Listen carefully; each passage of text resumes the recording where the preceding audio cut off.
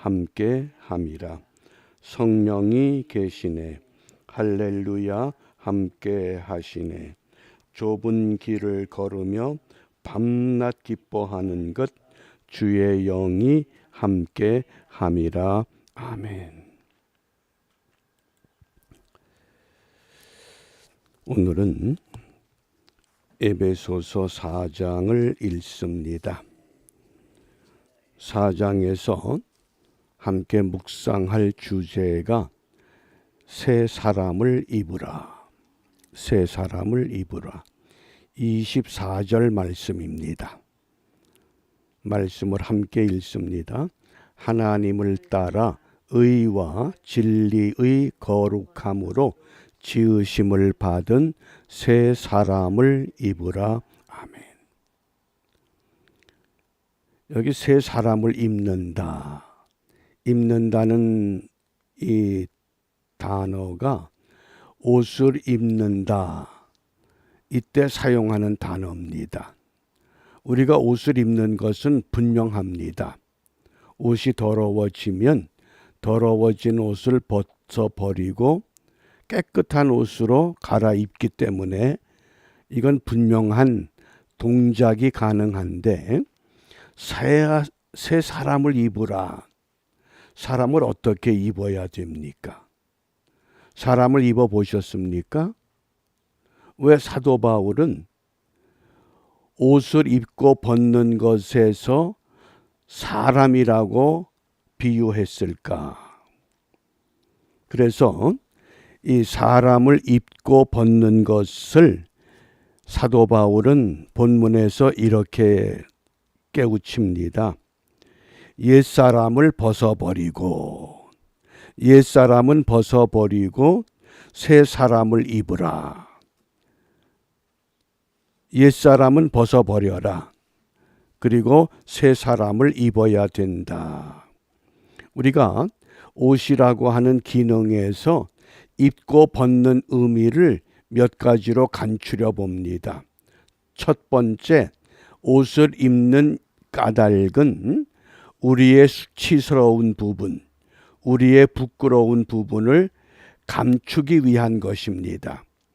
그 첫 번째 사건이 아담과 하와가 무화과 나무 잎을 엮어서 부끄러운 것을 가렸습니다. 그게 옷의 시작입니다. 그 다음에 이것이 좀 더 발전되면서 옷이라고 하는 것은 우리의 몸을 보호하는 기능이 됩니다. 추울 때는 추위에 맞는 옷, 더울 때는 더위에 맞는 옷. 이것을 우리가 선택합니다. 우리의 몸을 보호하는 기능이 있습니다.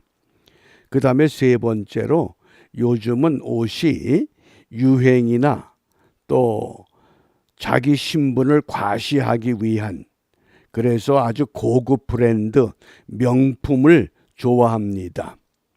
그것이 옷의 기능이 이렇게 점차적으로 확대 발전이 됐습니다.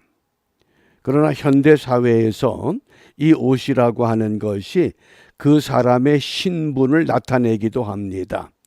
군인은 군복을 입습니다. 경찰은 경찰의 복장을 갖춰야 됩니다. 판권사는 판권사들이 입는 법복이 있습니다. 의사나 간호사는 가운을 입습니다. 또 스님들은 승려복을 입습니다. 신부는 신부의 옷이 분명합니다. 이렇게 자기 신분을 드러냅니다. 그러면 사도 바울은 옛사람을 벗어버리고 새 사람을 입으라고 한 이 말씀의 의미가 무엇이냐? 이건 한마디로 말하면 자기 변화를 나타내라, 그런 뜻입니다. 우리가 예수를 믿으면 예수를 믿은 변화가 나타나야 됩니다. 그것이 옛사람을 벗어버리고 새 사람을 입는 그런 과정이 되는 줄 압니다. 그러므로 사도 바울은 이 새 사람을 어떻게 입느냐? 에베소서 2장 10절에는 선한 일을 위해서 지음을 받는 것이라고 가르칩니다. 새 사람은 어떤 사람이냐? 선한 일을 위해서 새롭게 시작하는 사람. 또 골로새서 3장 10절에서는 우리를 창조하신 하나님의 형상을 따라 우리의 지식, 우리의 생각이 새롭게 되는 것을 말합니다. 그러면 우리가 좀 더 구체적으로 어떻게 새 사람을 입을 것인가? 세 가지를 소개하겠습니다. 첫 번째는 삶의 방식을 바꿔야 합니다. 그것이 새 사람을 입는 첫 번째 방법입니다. 어떻게 삶의 방식을 바꾸는가? 빌립보서 3장 8절에 또한 모든 것을 해로 여김은 내 주 그리스도 예수를 아는 지식이 가장 고상함을 인함이라. 내가 그를 위하여 모든 것을 잃어버리고 배설물로 여김은 그리스도를 얻고. 세상에서 배웠던 모든 그 지식들, 이것보다 더 뛰어난 것은 예수를 아는 지식이다. 그래서 삶의 방식을 바꾸게 됩니다. 이것을 본문에서 25절에서는 거짓을 버려라 이렇게 말씀합니다. 우리가 새 사람은 거짓을 버려야 합니다. 우리가 종교라고 하는 것도 마찬가지입니다. 그 해경 스님이라고 하는 김성화 스님이 계십니다. 그분이 우연찮게 김해교도소에 수감이 됐습니다. 그러니까 스님이기 때문에 매일같이 불경을 대출을 받아서 불경을 읽는데 어떤 날 하루는 간수가 불경이 다 대출돼서 읽을 거리가 없으니 기도원 협회에서 발행한 신약 성경을 갖다 주더랍니다. 그래서 막 화를 내면서 당신 내가 누군 줄 모르느냐? 어떻게 그 어려운 불경이 다 대출되느냐? 그러자 그 간수가 하는 말이 나는 이제 내일 여기를 떠나게 됩니다. 그러니 많은 사람들이 읽은 성경 한번 읽어보세요. 그리고 성경책을 두고 가더랍니다. 그래서는 그래 한번 읽어보자. 그리고 읽다가 누가복음에 와서 어떤 대목에 마음이 꽂혔느냐. 나인성의 과부 아들이 장례를 치를 때에 우리 예수님께서 청년아 일어나라. 그러니까 죽은 자가 벌떡 일어선 겁니다. 그런데 불교에서는 석가모니에게 어느 과부가 우리 아들이 죽었으니 살려주십시오. 그리고 애원하자 그 석가모니가 저 아랫마을에 가서 사람이 한 번도 안 죽은 집에 가서 그 집에서 쌀을 한 줌 얻어다가 그 쌀을 끓여서 아들에게 먹이면 아들이 살아날 것이다. 그래서는 그냥 다급하게 마을에 내려가서 쌀을 구하는데 사람이 안 죽은 집이 하나도 없잖아요. 그러니까 다시 절망해서 석가모니에게 와서 그런 집이 하나도 없습니다. 어떻게 하면 좋습니까? 그러니까 사람은 태어나면 반드시 죽는다. 생자 필멸이다. 그러고는 끝나버린 겁니다. 석가모니와 예수님을 비교해 보니까 예수님은 생명의 주인 되는 것을 깨달은 겁니다. 그게 동기가 돼서 법복을 벗고 신학을 공부하고 목회자의 길에 들어섰다는 겁니다. 그게 방식을 바꾸는 겁니다. 삶의 방식, 내가 이제까지 고수하던 내 삶 방식, 내 믿음의 방식, 이것을 버려야 됩니다. 그러면 새 사람을 입을 수 있다는 교훈입니다. 그 다음에 두 번째는 새 사람을 입는 방법은 용서하라 그랬습니다. 마태복음 18장 22절입니다. 예수께서 가라사대 내게 이르노니 7번뿐 아니라 70번씩 7번이라도 할지니라. 제자들이 예수님께 묻습니다. 우리가 얼마나 용서하면 됩니까? 그러니까 7번 율법에서는 우리를 7번 용서하면 된다고 하는데, 그러자 예수님께서 그런 게 아니라 70번씩 7번 끊임없이 용서하려는 겁니다. 그러자 제자들이 과연 이게 가능한가? 어떻습니까? 무한적인 방법으로 우리가 용서하면서 살아가는가? 그 한국 교회사에 보면 그 김익두 목사님의 일화가 있습니다.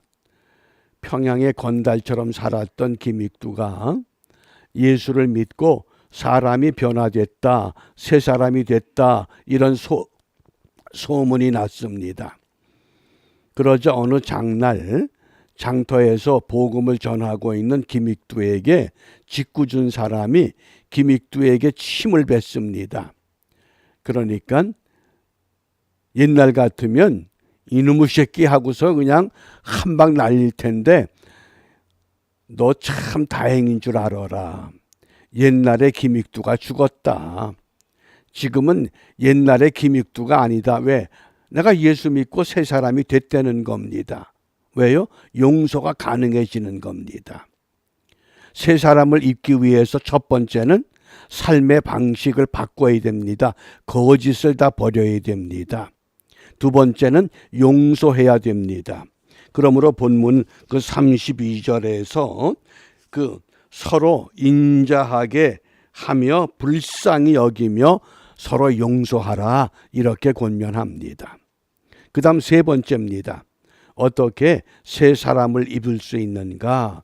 세 번째 방법은 생명의 주를 믿으라. 사도행전 3장 15절입니다. 생명의 주를 죽였도다. 그러나 하나님이 죽은 자 가운데서 살리셨으니 우리가 이 일의 증인이로라. 생명의 주를 너희들이 죽였는데, 유대인들을 향한 사도들의 외침입니다. 특히 베드로가 유대인들을 향해서 깨우칩니다. 너희가 생명의 주를 죽였다. 그러나 하나님이 죽은 자 가운데서 살리셨다. 왜? 생명의 주가 누구냐는 겁니다.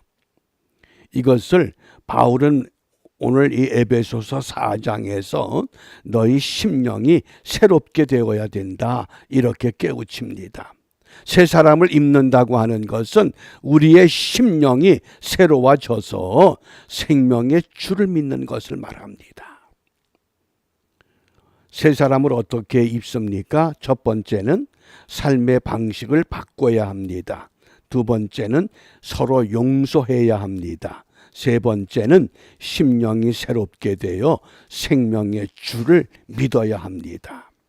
우리가 새 사람을 입은 우리들이 오늘 무엇을 기도해야 되는가? 로마서 13장 14절입니다. 오직 주 예수 그리스도로 옷 입고 정욕을 위하여 육신의 일을 도모하지 말라. 육신의 일을 도모하지 말라. 우리가 육신을 갖고 살아가기 때문에 육신의 일을 안 할 수가 없습니다. 육신의 일을 하지 말라는 게 아닙니다. 그래서 우리가 무엇을 기도하느냐? 새 생명 얻은 자의 삶을 보여주어야 합니다. 어떻게? 육신의 일을 믿음으로 감당하면 됩니다. 아주 오래전에 어느 가정부의 모습에서 제가 큰 감동을 받은 때가 있습니다. 가정부 일을 하면서도 쌀을 씻을 때에도 반드시 쌀을 씻기 전에 십자가를 긋고 이런 마음으로 쌀을 씻습니다. 내가 지은 이 밥을 이 가족들이 먹고 모두 건강하게 해주세요. 모든 일을 그런 식으로 합니다. 그런데 그 친구되는 다른 가정부는 늘 매사 불평불만입니다. 어떤 모습이 정말 새 사람을 입은 믿음의 사람의 모습입니까? 우리의 일상생활은 늘 끊임없이 반복됩니다. 이것을 우리가 믿음으로 감당한다고 하는 것은 바꿔 말하면 내가 새 생명을 얻었기 때문에, 새 사람이 됐기 때문에 새로운 마음으로, 새로운 생각으로, 새로운 결단을 갖고 내게 주어진 일을 바르게 경주하는 것을 말합니다. 그 인도 예수회 소속의 안소니 멜론이라는 신부의 유명한 기도가 있습니다. 내가 청년 시절에는 세계를 변화시키게 해달라고 기도했다. 내가 청년 시절에는 세계를 변화시키게 해달라고 기도했다. 중년이 되어서는 내 이웃을 변화시키게 해달라고 기도드렸다. 그런데 70이 된 후에는 하나님이여 나를 변화시켜 주시옵소서. 내가 변화되는 게 가장 중요하다. 이렇게 기도하게 되었다고 하는 고백입니다. 우리 한 사람 한 사람이 정말 변화된 새 사람을 입은 새 생명 얻은 자의 삶을, 육신의 일을 믿음으로 감당할 때 작은 불꽃이 큰 불을 일으키는 줄 압니다. 더 나아가서 우리가 찬송한 그대로 좁은 길을 걸으며 밤낮 기뻐할 때 왜 기뻐합니까? 주의 영이 함께함으로. 그래서 오늘도 우리가 기쁘게 승리하는 우리 모두가 되시기를 주님의 이름으로 축복합니다. 기도합니다. 자비로우신 아버지 하나님, 더러운 옷을 벗어버리고 깨끗한 옷으로 갈아입는 것처럼 오늘 사도 바울을 통하여 새 사람을 입으라 말씀하십니다. 옛사람의 삶의 방식을 모두 떨쳐버리고 용서하며 생명의 주님을 바라보며 우리의 심령이 새롭게 되어 우리에게 주어진 모든 일들 믿음으로 바르게 감당하고 경주하여 내 삶의 기쁨의 원천이 바로 나에게서부터 시작됨을 다시 한번 깨닫고 느끼고 행복해하는 복된 하루가 될 수 있도록 인도하여 주시옵소서. 이와 같은 일이 온전히 이루어지기를 원하여 주님이 가르쳐 주신 기도로 함께 기도합니다. 하늘에 계신 우리 아버지, 아버지의 이름을 거룩하게 하시며 아버지의 나라가 오게 하시며 아버지의 뜻이 하늘에서와 같이 땅에서도 이루어지게 하소서. 오늘 우리에게 일용할 양식